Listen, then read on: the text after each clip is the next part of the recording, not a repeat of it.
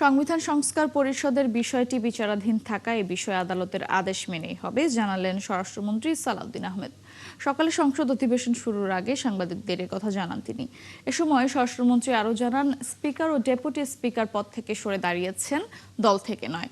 ফলে সংবিধানের ৭০ অনুচ্ছেদ রহিত হয়নি বলেও জানান সালাউদ্দিন আহমেদ। এর আগে এমপি আমানুল্লাহ আমান ও খায়রুল কবির খোকন জানান, সংসদে সংবিধান সংস্কার পরিষদে শপথের শেষ দিন আজ।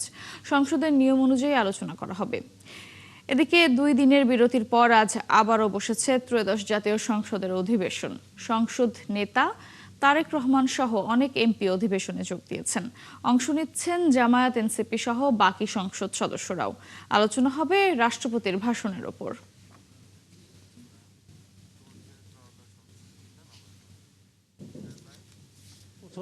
প্রশ্নোত্তর পর্ব হয় সাধারণত। দর্শক, এই মুহূর্তে সংসদের যে ত্রয়োদশ সংসদের অধিবেশন, দ্বিতীয় দিনের অধিবেশন চলছে, আমরা সরাসরি যাচ্ছি সেখানে।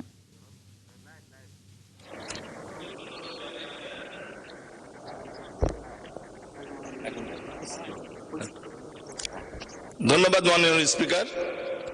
আমি প্রথমে ধন্যবাদ জানাই সার্বভৌম সংসদের সংসদ নেতা প্রধানমন্ত্রী জনাব তারেক রহমানকে, যিনি আমাকে এই মহান সংসদে কথা বলার সুযোগ করে দিয়েছেন। আমি আরো ধন্যবাদ জানাই আমার নির্বাচনী এলাকার ৫ লক্ষ ভোটারদেরকে, যারা আমাকে তৃতীয়বারের মতো এই মহান সংসদে আসার সুযোগ করে দিয়েছেন।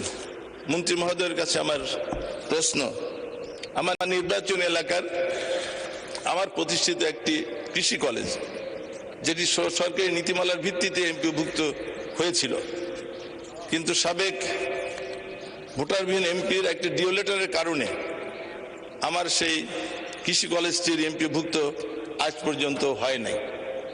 ২০১০ সালে সরকারি নীতিমালা অনুযায়ী আমার নির্বাচন এলাকার আমার প্রতিষ্ঠিত ৩টি কলেজে এমপিভুক্ত হয়েছিল, কিন্তু সেটিও তৎকালীন মন্ত্রী জনাব মরহুম একে খন্দকারের ডিও লেটারের কারণে বাতিল করা হয়। পরবর্তী আইনি লড়াই, ১০ বছর আইনি লড়াই করে আমি সেই প্রতিষ্ঠানগুলোকে মুক্ত করতে পেরেছি।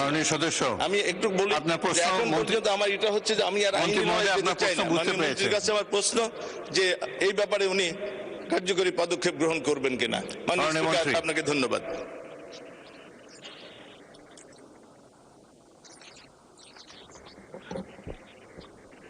মাননীয় স্পিকার, মাননীয় সংসদ সদস্যকে অশেষ ধন্যবাদ। আমি উনাকে এতটুকু বলবো যে উনার বিগত দিনের যে শিক্ষায় যে সমস্ত সমস্যাগুলি রয়েছে, সেই সমস্যাগুলি যদি উনি অ্যাড্রেস করেন আমার সাথে, প্রত্যেকটি আমরা অ্যাড্রেস করব, এবং যা যা বলেছেন সেগুলি নিয়ে তিনি আমাদের সাথে যোগাযোগ করলে আমরা খতিয়ে দেখব এবং এগুলিকে আমি অ্যাড্রেস করব। ধন্যবাদ। ধন্যবাদ। প্রশ্নোত্তর কাল শেষ, 1 ঘন্টা অতিবাহিত হয়েছে।